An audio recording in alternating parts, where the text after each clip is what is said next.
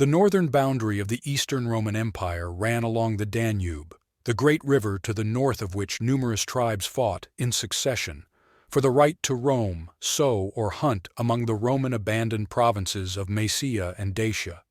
If we go upstream of the Danube, then behind the mountains of the southern Carpathians begin the steppes of Pannonia, future Hungary, abandoned by the Romans, where in those years roamed the Huns, a tribe that came far from the east, bringing with them their style of fighting, their customs, and their order, which they used arrows to impose on all neighboring tribes.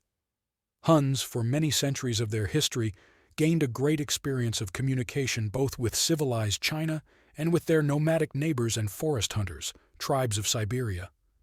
Having once broken into the expanses of the steppes of Europe, they exhausted, pushed back and conquered the semi-nomadic tribes of the Sarmatian, Alans, and Ostgoths. Their tactics of constant bombardment from horseback could not oppose the numerous poorly organized and poorly armed Germans. And the Romans, although they kept the border from periodic raids which Huns probed the defense of the empire, preferred to see the terrible steppe rather mercenaries than enemies. The Huns received what they considered to be tribute, and such a neighborhood with the empire suited them quite well. This is how the Huns once received annual gifts of silk and jewelry from the great China. Providing their services to the empire, the Huns did not forget to conquer one by one the peoples of Eastern Europe. Those as in a snowball flowed into the army of their conquered peoples, and here the first thunder, the harbinger of the storm that will soon break out over all of Europe.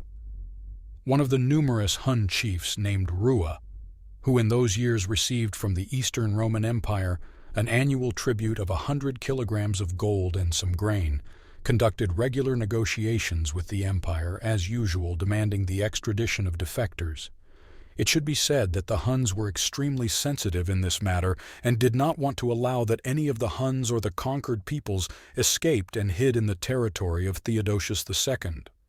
Constantinople, which did not see anything wrong in accepting various refugees or allowing citizens to see their empire, did not want to hand people over to barbaric massacre, and traditionally tried to somehow soften these principal points of the treaty for the Huns.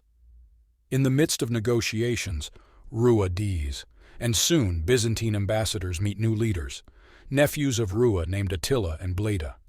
It was these two who united the all-powerful tribe under their leadership, and after they proceeded with the negotiations, they immediately showed their cool temper. In addition to full agreement to all the points which the Huns had specified in the treaty, the annual tribute was increased to 230 kilograms of gold. The Huns threatened a massive invasion, not only by their cavalry, but also by the armies of the peoples subject to them, so Theodosius agreed to all the points of the treaty. Years passed. Byzantium was shaken by religious disputes, gradually deteriorating relations with Persia.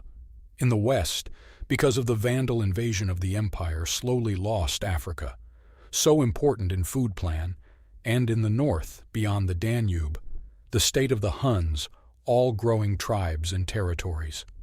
Huns, together with a friendly Roman commander from Gaul, Aetius, defeated and conquered all the tribes along the border of the empire up to the northern sea. The swamps and impassable forests saved only the very northern angles, Danes and Swedes. Spacious forests of Eurasia have been brought in obedience to Attila. The union of East European barbarians, Antes, Venets, Sclavons paid tribute and supplied the warriors in case of war. The steppes up to the Urals belonged to the Huns and their vassals. In 440, a Hun was grazing his cows and saw that she had hurt her leg on something. The find, a golden sword, was identified as the legendary weapon of Merrick, king of the Scythians. Once it, buried in the ground, laid the beginning of the victorious campaigns of the Scythians, in which they reached even to Egypt. The Romans knew about the invincibility of the Scythians and did not contact the people who possessed the sword, which they, in their own way, nicknamed the Sword of Mars. Having received the sword, Attila suddenly became the chosen one of Mars, the god of war, and during the festivities he received flattering congratulations from both emperors of Rome and even from China. The sign which the heavens themselves seemed to have bestowed upon the young Khan glorified the great leader throughout the oikumene. Responsive embassies to Ravenna carried gifts to Halle Placidia and Aetius. However, the legate who came to thank Theodosius II arrived empty-handed. In 441, the Huns invade the territory of the Eastern Roman Empire. Suddenly, the cities and castles of the Romans fall from siege weapons, which, as it turned out, well able to use the Eastern barbarians. The invasion, which began because of the alleged theft of sacred relics, was launched as Theodosius's army departed in an attempt to stop the Vandal expansion. Fate was favorable to Gaiseric. With him urgently signed a peace and then hurried home to defend their native land. However, Attila, having robbed and destroyed the border areas, was satisfied and made peace, leaving the conquered territories to himself.